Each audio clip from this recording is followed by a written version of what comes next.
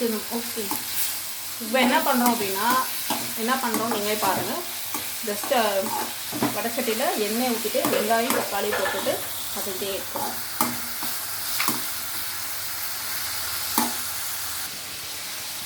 Next வந்து கொஞ்சம் கருவேப்பிலை போட்டுக்கலாம்.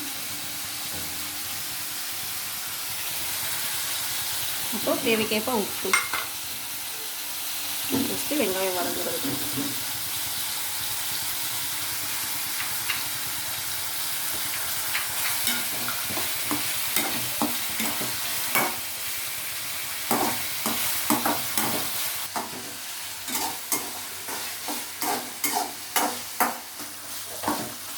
ரெண்டு நிமிஷம் நல்லா வதங்கிடுச்சு.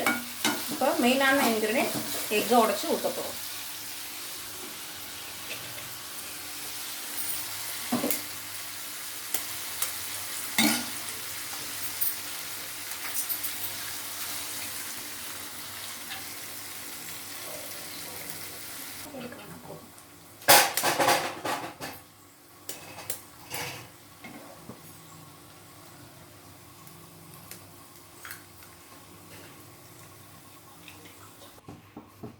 இப்போ நம்ம எக்கை நல்லா உடச்சிட்டு தேவையான அளவுக்கு உப்பு போடணும்.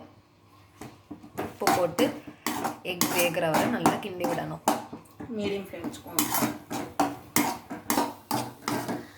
இப்போ நம்ம தேவையான மசாலாஸ் எல்லாமே ஆட் பண்ண போகிறோம். மீடியம் ஃப்ளேமில் இருக்கும்பொழுது நம்ம வந்து தேவைப்படுற மசாலாஸ் எல்லாமே ஆட் பண்ண போகிறோம். மஞ்சள் தூள்,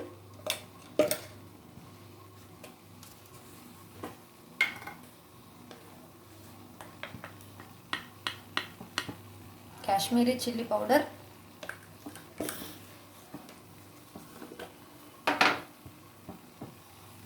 வீட்டிலே அரைத்த சீரக பவுடர்.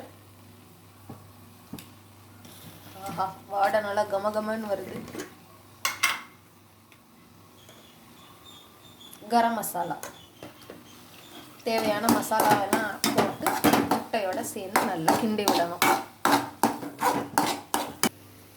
இப்போ தான் நம்ம மெயினான இன்க்ரீடியண்ட். நல்லா பரோட்டாவை நைஸாக பிச்சு போட்டு வச்சுருக்கணும் ஆல்ரெடி. அதை இந்த முட்டை மசாலா எல்லாத்தோட சேர்த்து ஆட் பண்ணிக்கணும்.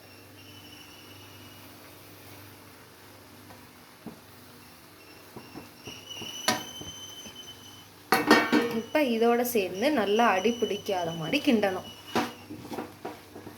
நம்மக்கிட்ட கொத்து அந்த இது பாத்திரம் இருந்தால் கொத்தலாம். நம்மகிட்ட பாத்திரம் இப்படி இருக்கிறனால அடி பிடிக்காமல் நல்லா கிண்டணும்.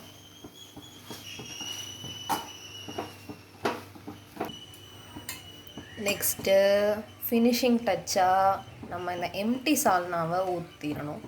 கொஞ்சம் கொஞ்சமாக ஊற்றி கிண்டி கொஞ்சம் கொஞ்சமாக ஊற்றி கிண்டி இறக்கிட்டோம் அப்படின்னா முட்டை கொத்து பரோட்டா ரெடி. கொத்தமல்லி. ஸோ டிஷ்ஷோட ஃபினிஷிங் தான் சால்னா. எப்பயுமே மணக்க எல்லா டிஷ்ஷும் இருக்கணும்னா நம்ம இந்த கொத்தமல்லி போட்டு இறக்கி வச்சிடலாம். Bye. Subscribe to Sidhu vlogs.